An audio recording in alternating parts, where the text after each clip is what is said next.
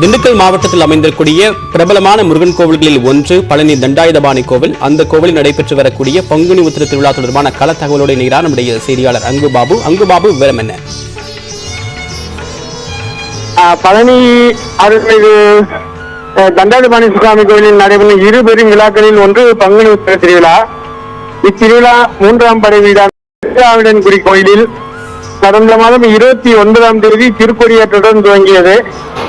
10 நாள் விழாவை முன்னிட்டு பல்வேறு வாகனங்கள் சுவாமி சன்னதி வீதி கிரிவீதி உலா எழுந்துள்ளார். முக்கிய நிகழ்ச்சியான திருக்கல்யாணம் நேற்று இரவு நடைபெற்றது. அதைத் தொடர்ந்து வெள்ளி தேரோட்டம் நடைபெற்றது. இன்று பங்குனி தேரோட்டம் நடைபெற்றது. இன்று காலை சண்முக நதியில் தீர்த்தவாரி மற்றும் 12 மணி அளவில் சுவாமி தேரியேற்ற நிகழ்ச்சி நடைபெற்றது. மாலை 4:45 மணி அளவில் பக்தர்கள் திருத்தேரை வடம் பிடித்திருக்க தேர் சன்னதி வீதி கிரிவீதி என 4 பாத வீதியில் சென்றது. மலை கோயிலில் பல்லாயிரக்கணக்கான பக்தர்கள் கொடுமுடி தீர்த்த காவடி எடுத்து வந்து சுவாமி தரிசனம் செய்தனர். பக்தர்கள் நலனுக்காக திருக்கோயில் சார்பில் பாதுகாப்பு மற்றும் சுகாதார ஏற்பாடுகள் செய்யப்பட்டிருந்தது. கூடுதலான போலீசாரும் பாதுகாப்பு பணியில் ஈடுபடுத்தப்பட்டிருந்தனர்.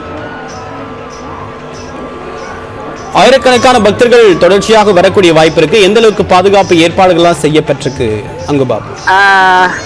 திண்டுக்கல் எஸ்பி பாஸ்கரன் தலைமையில் 14 டிஎஸ்பிகள் மற்றும் 1400 போலீசார் ஊர்காவல் படையினர் பாதுகாப்பு பணியில் ஈடுபடுத்தப்பட்டுள்ளனர். பங்குனி உத்திர திருவிழா நாளையும் பல இடங்களில் கொண்டாடப்பட உள்ளது. ஆகையால் பழனியில் நாளையும் பக்தர்கள் கூட்டம் கணக்கில் குவியும் என்பதால் இதே பாதுகாப்பு நாளையும் தொடரும் என தெரிவிக்கப்பட்டுள்ளது.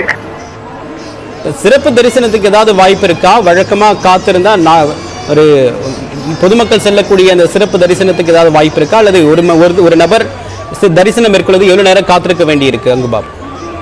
பக்தர்கள் கூட்டம் அதிக அளவில் மலை கோயில் செல்வதால் பக்தர்கள் தரிசனம் செய்ய சுமார் 2 மணி முதல் 3 மணி நேரம் காலதாமதம் ஏற்படுகிறது. இன்று முதல் 4 நாட்களுக்கு தரிசனம் அனுமதி மறுக்கப்பட்டுள்ளது. பக்தர்கள் அனைவரும் பொது தரிசன வழியிலேயே வந்து சுவாமி தரிசனம் செய்ய திருக்கோயில் நிர்வாகம் சார்பில் கேட்டுக் கொள்ளப்பட்டுள்ளது.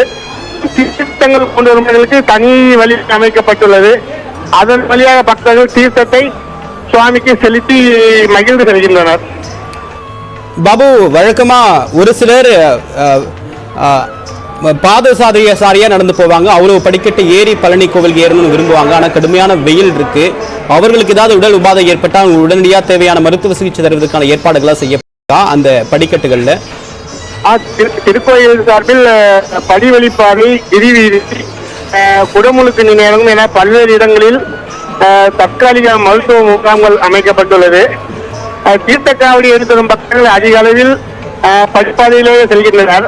இதனால் மேலே ஏறுவதற்கு யானை பாதை வழியாகவும் கீழே இறங்குவதற்கு படிப்பாதை வழியாகவும் ஒரு வழிப்பாதையாக மாற்றம் செய்யப்பட்டுள்ளது.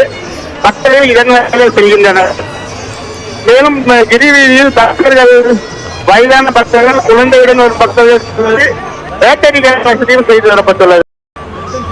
அங்குபாபு, நீங்க தொடர்ந்து இணைப்பெறுங்க. பழனி தண்டாயுதபாணி கோவிலில் பங்குனி உத்திர திருவிழாவை முன்னிட்டு நடைபெற்று வரக்கூடிய பல்வேறு சிறப்பு நிகழ்வுகள் தொடர்பான கள தகவலை பயந்துட்டு இருக்கீங்க. நீங்க தொடர்ந்து இணைப்பெறுங்க. அடுத்ததாக மயிலாப்பூரிலிருந்து மீண்டும் இணைகிறார்